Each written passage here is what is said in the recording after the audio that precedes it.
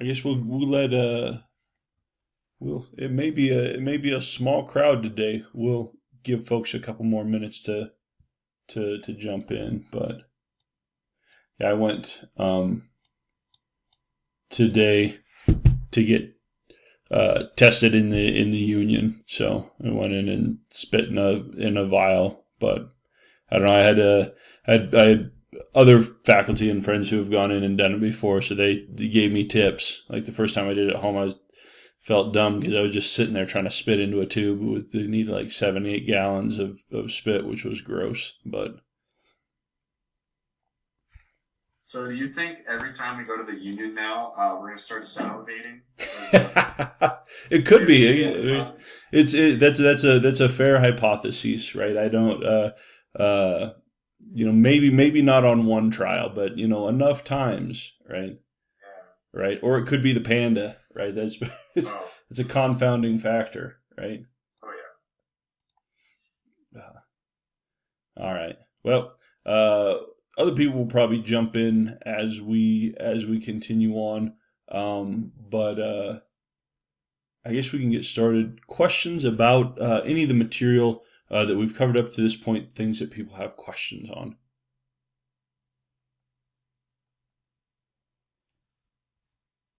I was wondering if you could go through the intelligence theories again. Yeah, I think that's a good plan. Let me go through and pull those up. All right.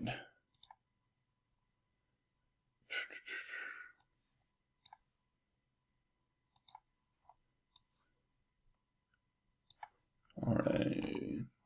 Okay. So here's the deal with these basic theories on intelligence. Okay. So kind of the first most prominent theory is going to be Spearman's G, Jordan. All right. So here the idea is that, and again, this is early on in the 1900s, right? And so this idea, we hadn't been going through. Binet hadn't been had just kind of developed this test to look at just raw capability or intellectual capabilities of individuals, and so trying to figure out this idea. I mean, obviously, this idea of like smarts and intelligence had been around for a while, but in the budding area of psychology, wanting to go through and study this in a more formal way. And so Spearman proposed that what intelligence is, or some mental capacity, is a function of this mental energy. Okay, just some raw, like somewhere in your head, right, is this G factor, and G is sort of short for general intelligence. And if we were looking at these individual things down here, these are all just tasks. Okay, these are different things. Like so, for with the Binet test, all the different activities that he was having children do and perform. That's all these things right here. And the idea is that this G factor is driving performance in each one of these tasks. Okay, so if I have high levels of G, I'm going to do quite well on probably most of these tasks, and everything's going to be doing pretty good. If I'm lower in G, I'm going to struggle with some of these tasks because I'm about average. I'm going to do about like the average person does on these different tasks, right? But the idea behind Spearman's stuff is that G was like almost like a muscle, like a physical, like so I can say, here's my muscle, it works my arm, right? That's kind of how Spearman was thinking about G. Like we don't know where it is, but somewhere in your brain there's like this intellectual, this muscle that is going through. And so thinking about G as an actual literal type of thing. Okay, but a lot of good strengths of this theory, but limitations is this idea of G as like a real sort of something I could touch or see on a brain scan or something like that starts to have some problems. And it looks like intellectual capacity is a little bit more complex than what this theory is proposing. Here, it's just G driving everything. Looks like there's a little bit more to this. Okay, so I'm going to skip over to Carroll's model. All right, Carroll's model is probably our the model that we have the strongest evidence for. Lots and lots of big money research goes into this thing. And you'll see that Carroll's model, and so this is a modern model, Carroll's model still has this G, right? So we still have, and G, this is your raw general intellectual capacity. This is like your IQ. But with this, the idea is, here, hold up real quick. Turn off so I'm not getting notifications from my graduate students about pumpkins we put together for the lab. It's distracting me. All right. Back to this. All right. Still have this G. Okay. This is still your general intelligence. But the idea is that we've got, instead of just everything driving from G, we've got these individual subdomains. Okay. So if we look across here, and you don't have to worry about trying to memorize what each one of these things are. But remember, a criticism of Spearman was that intellectual capability looks to be a little bit more complicated than just G driving everything. And it looks like we have individual domains of things like fluid intelligence. This is sort of your ability to reason and problem solve and things like that, stuff that's not based on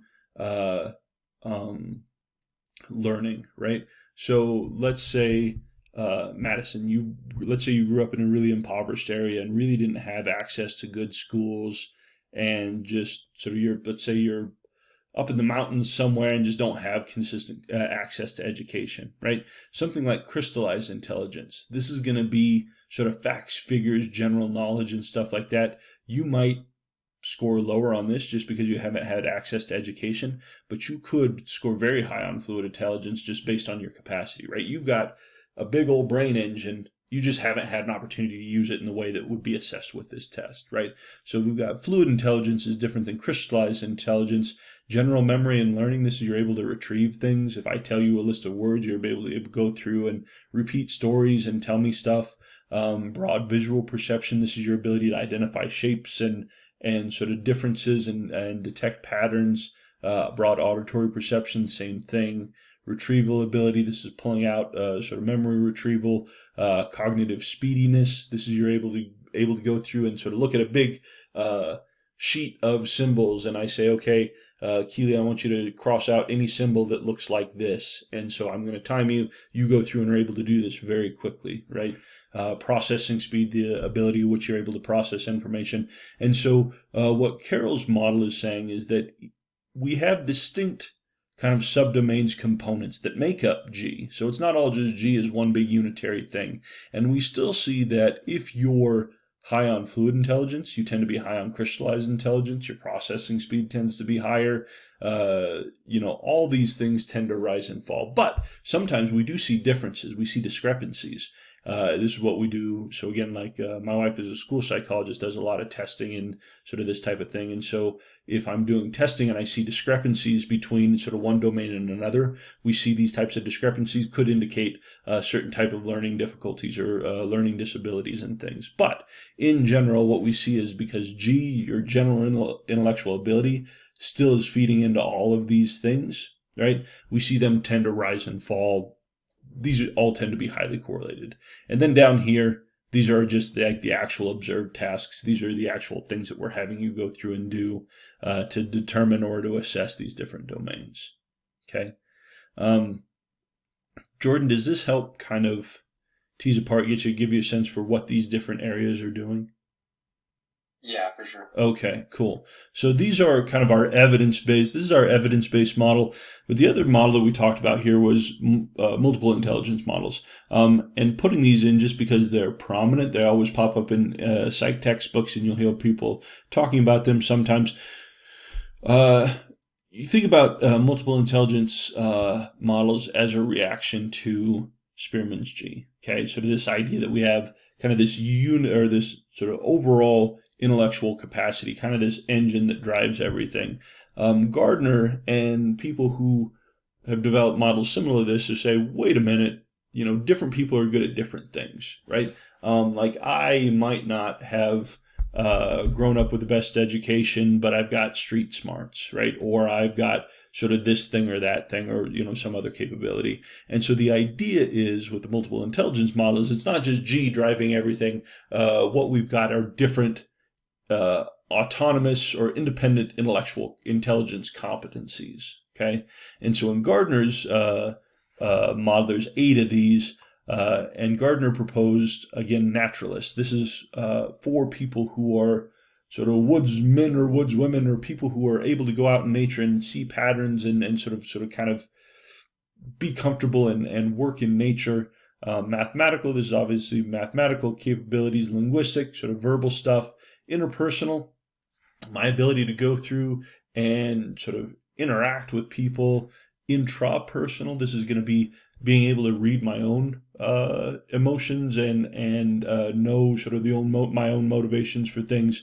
Spatial, this is stuff I get to like sort of art and sort of seeing how things fit into space. Musical, obviously musical. Kinesthetic, this is for folks who are athletically talented, right? You watch football's going on, right? And you watch a receiver lay out to receive a pass, and right, they sort of know where their body is in space and are able to sort of drag their toes to stay in bounds to catch. Sort of Gardner would identify this as sort of a form of intelligence. Okay, and so people really like these multiple intelligence models because it's not all one thing, right? It's not just like, oh, my G is high or low, right? I have capabilities in this domain if maybe I'm not so good in these other domains, which is nice, makes people happy. The problem is it's just not good science grounded or data backed. The problem is what we see for people who are able to use information flexibly and retain and get information. Like people tend to be sort of good across a number of different domains, right? And so if we're looking at multiple intelligence, it doesn't account for the fact that if I'm good in one area, I tend to be good in another area, at least in terms of the types of cognitive abilities that we generally think about in terms of intelligence. The other thing is, and I think this is probably the most valid, is confusing talents with intelligence, right? And sort of separating these things out, right? People certainly have a lot of different talents, but we start to run into like, what do we call intelligence or just abilities in general or talents in general versus intellectual ability as we would think about it as a tight construct, right? And so you see this, so you'll have multiple intelligence models that have 10 competencies or 12 or 16 competencies. It just sort of goes sort of bigger and bigger and bigger and bigger. And so multiple intelligence theories are popular in like pop psychology, but not something that is generally going to be a strong area of study for sort of psychological science, sort of data-driven stuff.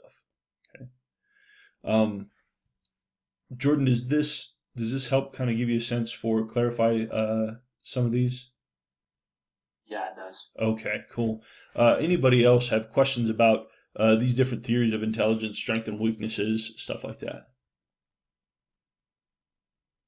All right, cool.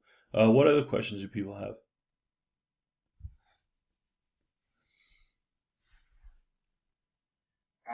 I've got one. Yeah. We're just quickly go over like algorithms, heuristics, insight, intuition, and all that. Yeah. Just examples for each. Yeah. Okay. Okay, here we go. So here, the question is, when I'm faced with some sort of decision that I need to make, right?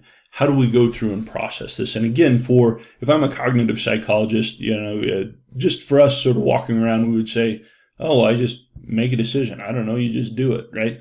That's not really an adequate explanation if I'm studying these types of things, right? And so when we're going through and looking at this, looks like, there's not just one way we make decisions. We've got a number of different tools at our disposal, and again, strengths and weaknesses for each one of these. If I'm making a decision based on an algorithm, what I've got is some systematic solution that guarantees, or some systematic process that guarantees a solution. Okay. So again, I think the best way to think about this is, like for what Daniel, we were talking about. So you have classes in hard sciences, chemistry, and what else are you taking? Chem, bio. Okay. So let's say sort of these math-based like hard sciences stuff, right? Like if you have some chem problem and you're having to sort of weigh out sort of weights and sort of moles and sort of all that type of stuff, right? Like there's a system. Like, if I follow this set of procedures, I'll arrive at the right number because that's just how you calculate this stuff, right? That's like algorithm stuff, right? What we're going to do is if I walk through these steps, I'm going to get the right answer every single time, okay? Again, let's say that you... I don't know. In high school, do you all have lockers? Do you have like lockers with like combination locks on them? Is that still something that happens? Okay, so at least sometime, right? Let's say if you had all the time in the world, you forgot your combination. What could you do? You could systematically go through all possible combinations, and eventually you'd hit on the right answer, right? Again, this would be an algorithm. It's just some process that will assure the right answer eventually. Problem is that algorithms are time consuming, they're resource intensive. Probably if I'm trying to go through life and make all my decisions, arrive at the right answer through an algorithm, it's going to take me forever. I'm not going to get anything done, and there's just no algorithm for a lot of the things that we need to decide on, right? So algorithms are nice when we have them, but probably not how we sort of approach sort of day-to-day stuff. Okay, and this is where we get into heuristics. Heuristics are our shortcuts. This is kind of the general knowledge that we use, or the general system that we use to make snap decisions. Okay, so I might so your heuristic, let's say, Daniel, is that professors are egotistical and very sensitive to slights. Okay. And let's say that's just your heuristic for how professors are, right? And so when you encounter a professor, what you do is you sort of make very sure to call someone Dr. So-and-so and make sure that you sort of say, oh, I'm sorry, I respect your time, so all this stuff that professors like, right? And so it's just your way, if you're faced with a decision on I've never met this person before, I know that they're a professor, how do I go through and approach them, right? And so you pull on this heuristic, right? Now, the heuristic is a way to go through and sort of make a decision with incomplete information, but it's going to be wrong a lot of times. Probably most professors that you meet are probably not super worried about being called doctor whatever, or that you sort of like thank them over and over again for all their time. I mean, it's a nice thing to do, but probably people don't need that all the time, right? And so what we get is these heuristics that we use as shortcuts, but they're not always right. Right. Same thing in class, talked about this idea of if I'm looking at a number of products, right, and I'm saying, oh, which one of these should I buy? If I'm looking for the one with the best quality, I'm probably going to look at price, right? Like, oh, that one's the most expensive. That probably means it's the best quality, right? Or it's better in some way. In actual fact, sometimes that's the case, but a lot of times it's not, right? If I'm going to look at, say, grab ibuprofen or naproxen, so like some headache medicine or something like that, the generic stuff is the exact same stuff as the other stuff, right? It's just a brand name that gets pulled up there, right? And so it's a heuristic, but that heuristic isn't always correct, okay? Keely, did you have a question? Yeah, I put it in the chat and I said, so could being heuristic go with being impulsive? Could those go hand in hand together? Yeah, I'm trying to find the... Oh, there we go. Got it, chat. So you can think about heuristics as being kind of an impulsive decision-making thing, right? You might say that people who are more impulsive and maybe less conscientious might rely on heuristics more than someone who has high levels of conscientiousness and is very kind of systematic. So like if I'm going through, people make fun of me, right? If I'm going to go through and I'm looking to buy something, right? I'll sort of have like do all background research and look at reviews and things along those lines, right? People might say, oh, you don't need to do that. You just go ahead and buy something, right? So, yeah, that could be something that happens. We also see this when we go into the next section when we're talking about stereotypes. Stereotypes are a form of heuristic, right? Oh, if I see this type of person, that means this type of person is this way, right? Or this group of people is this way. It's a heuristic that I have for making sort of snap decisions, but it's oftentimes quite wrong, right? Or can't be applied well to individual folks. So we'll get into that stuff into the next social psych area, and that's pretty interesting stuff, okay? So we've got algorithms, we've got heuristics, we've got insight. This is just boom, right? The solution falls out of the sky, hits you. And sometimes this is awesome when it happens, right? But it's unpredictable. I can't, if I'm trying to decide what car I want to buy, right? I'm like, oh, I'm just going to wait till inspiration hits me and then make my decision, right? Or I'm trying to choose a topic for a paper and I'm sort of struggling with how to make that decision. Right as I'm falling asleep, right? The best path might hit me out of nowhere, but that's probably not a great when it happens, but not a great way to sort of rely on that systematically. And then the same thing, intuition. People love making decisions based on their intuition. I've developed a conclusion or made a decision or have some belief with little knowledge, right? I don't know why, but I just believe this to be true because my gut's telling me that this is the actual case. And sometimes intuition is great. Sometimes our body's picking up on information that we might not be able to put our finger on. But, if you're in a situation, say your gut's telling you that it could be sketchy, listen to your gut, right? But oftentimes what we see is this intuition is not based on factual information that we can actually pin down. Intuition is often wrong. We give intuition much more credit than it's probably worth. But it is one way that we go through and make decisions. So these are just, and there are other things that come up, right? But these are just kind of general strategies that we find people making in terms of when they're faced with the decision or trying to come up with an explanation or something like that, how they go through and tease this stuff apart. Does that help cover it, Daniel? Is there any other questions on any of these? Looking good? Okay. Other stuff.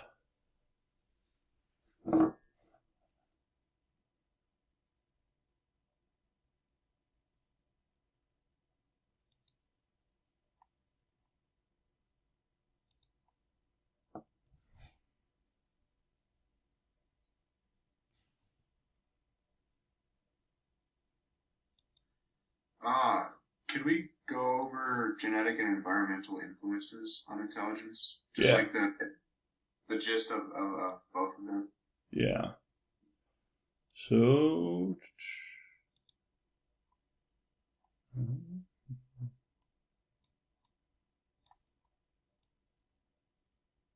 whoops. This. There we go. All right.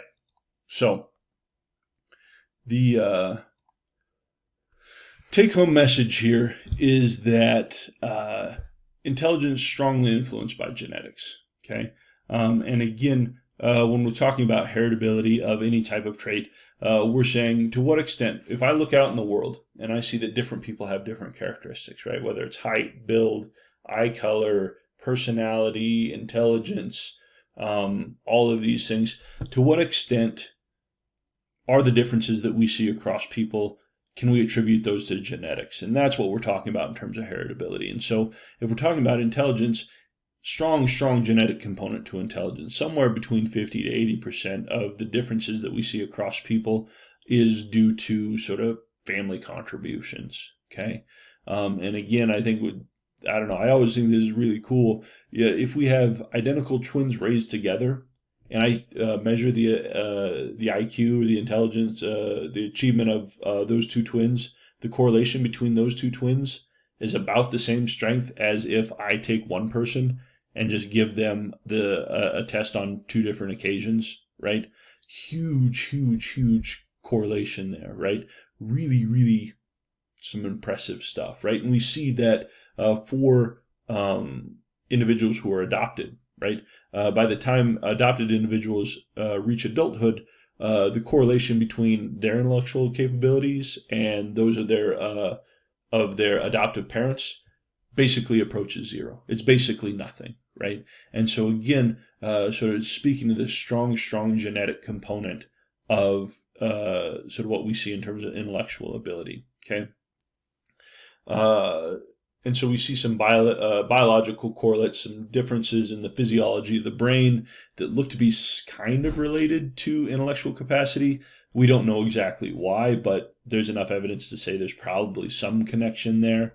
But we do see that your environment does have an impact, right? Even if we say genetic contribution of intelligence is at that high end, of say that 80% mark, right, in terms of heritability, there's still 20% of that variability that's due to something else, right? And so environment does play a role. What we see, again, if we see identical twins raised apart are less similar than identical twins raised together, suggesting that environment does have some impact, right? And where we see this is probably has the biggest influences early on in early childhood, right?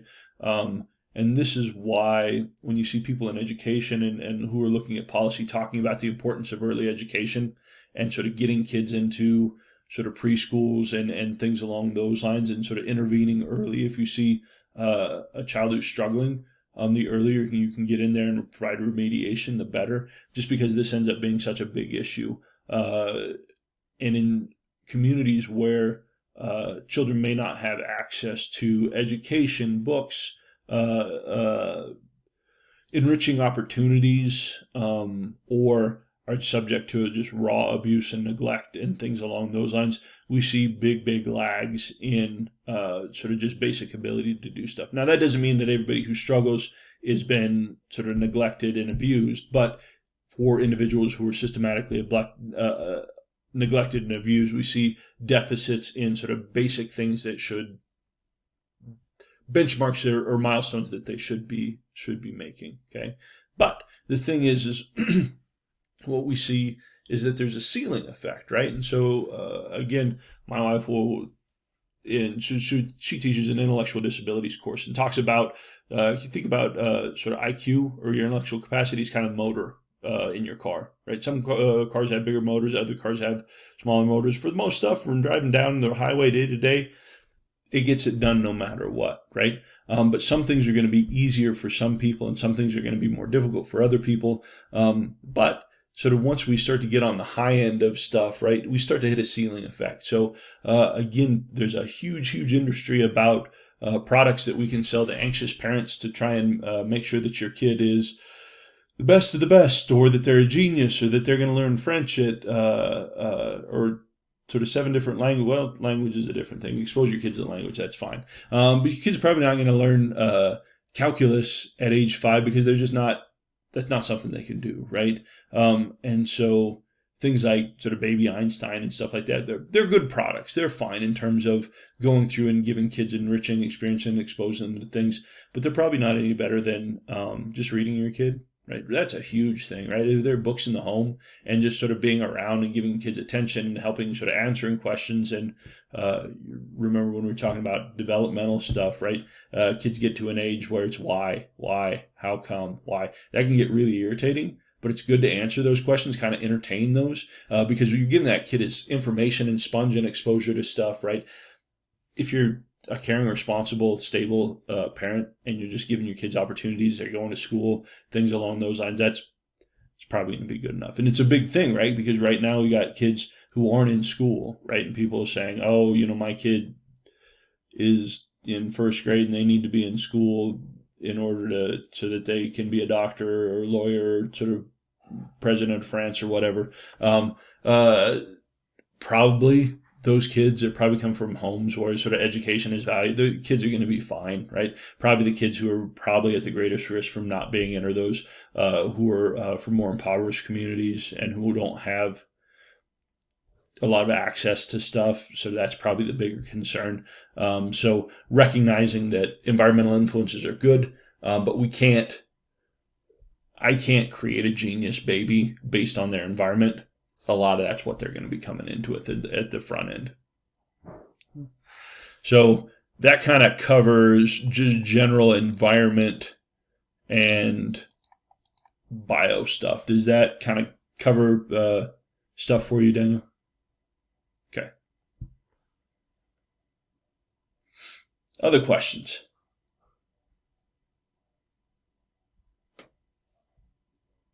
How do people feel on personality?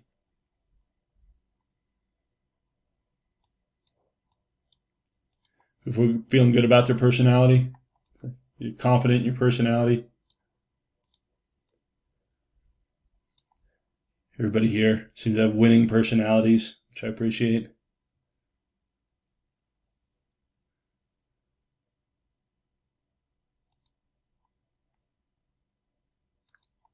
Can you actually go over the big three and the big five?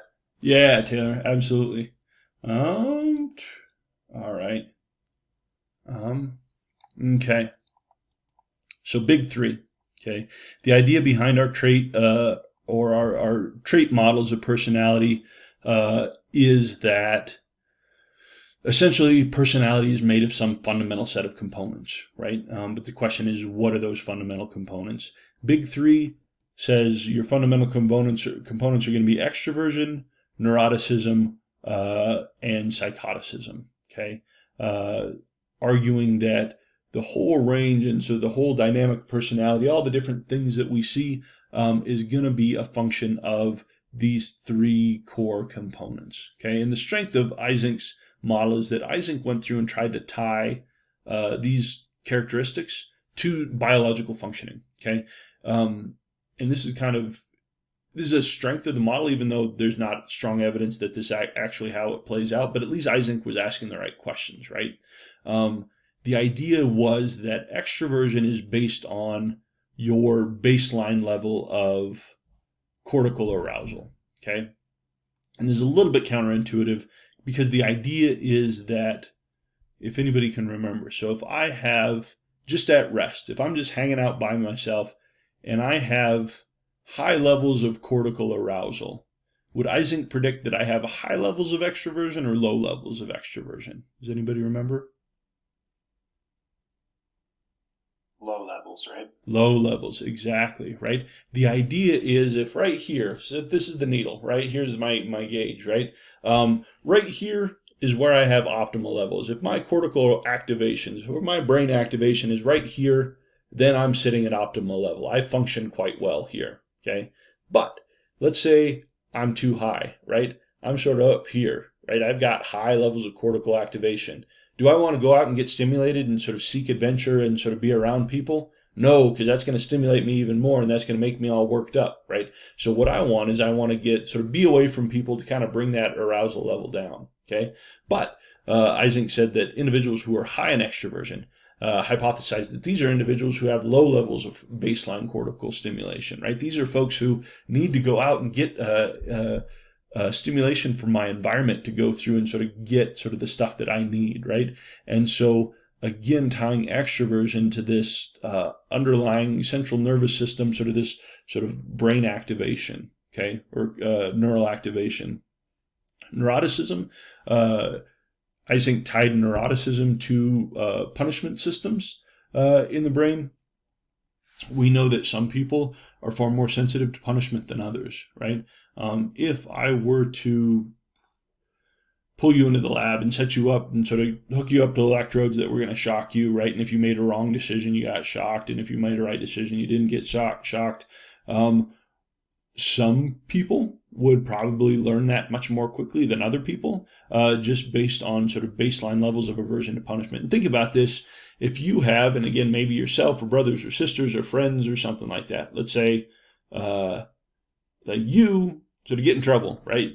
Someone adult sort of yells at you, gives you talking to, you get grounded or sort of paddled or something like that if corporal punishment is going on in the home, right? One time, and that's enough. I'm never going to do this again, right?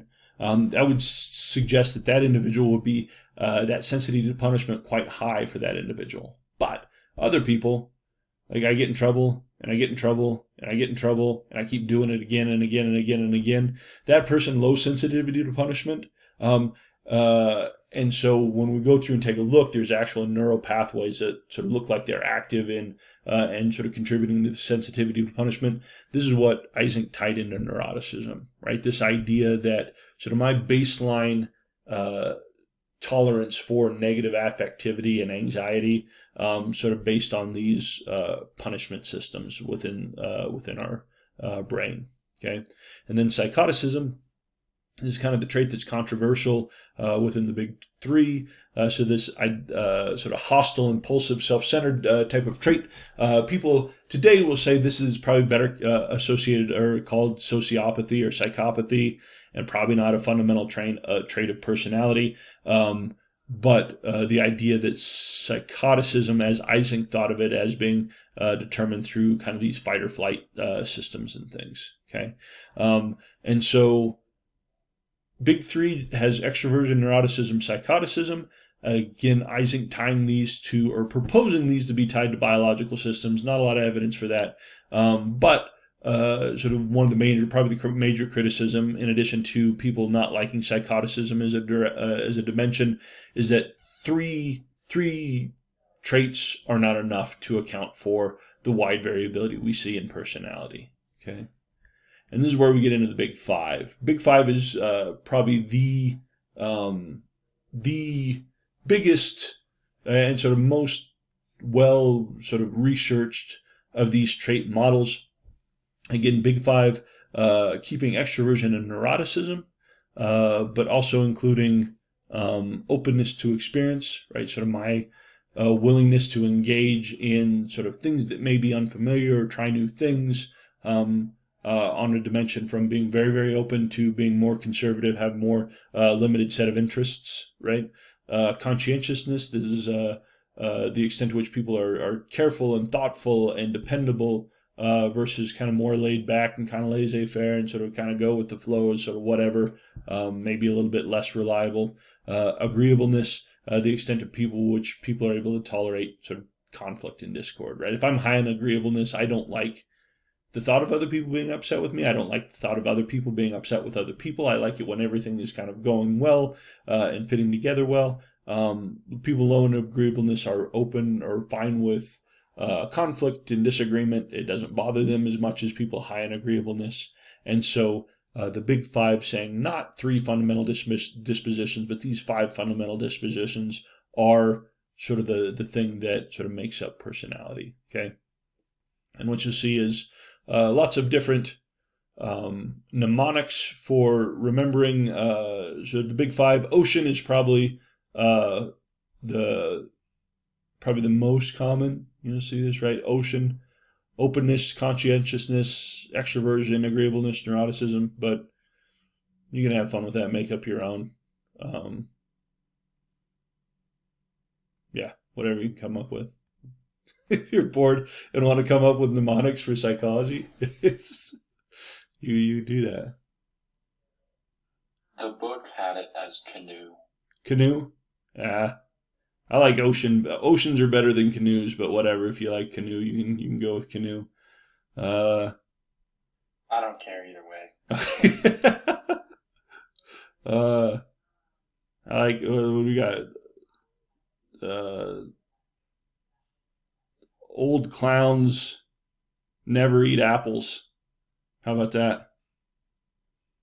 That's weird, but I might remember that. You probably won't, but you come up with your own. It's a fun game to play. All right. Questions about sort of Big Five. People feeling okay with this in Big Three? Awesome. Thumbs up from Jordan. I like it.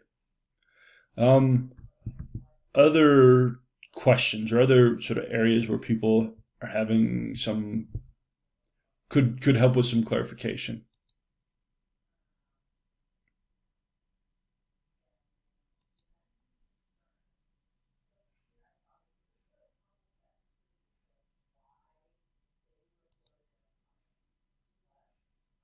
Feeling good with this? All right. Going once? Going twice? Sold. Okay, cool. Well, as you're going through, if you have questions about anything, if stuff comes up, just shoot me an email as you're prepping, and I'll help you get you straightened out on that. But you guys are all, or you all are all getting quite good at these, so it's the same thing as we always do. Just make sure you're prepped and you've gone through and read your modules, take notes there. Again, go ahead, make sure that you're looking at those lecture summary comprehension check slides. If you answer all those questions, you're able to sort of, if you could describe or answer all of those to your friend or roommate or mom or dad or grandma and make them understand without going through and reusing your notes, probably suggests that you got a pretty good handle on this material. So awesome. All right. Enjoy your evenings. Stay warm. Let me know if you have questions. Otherwise, we'll see you probably Friday for lecture. All right. We'll see ya. Thank you. Yep. Thank you.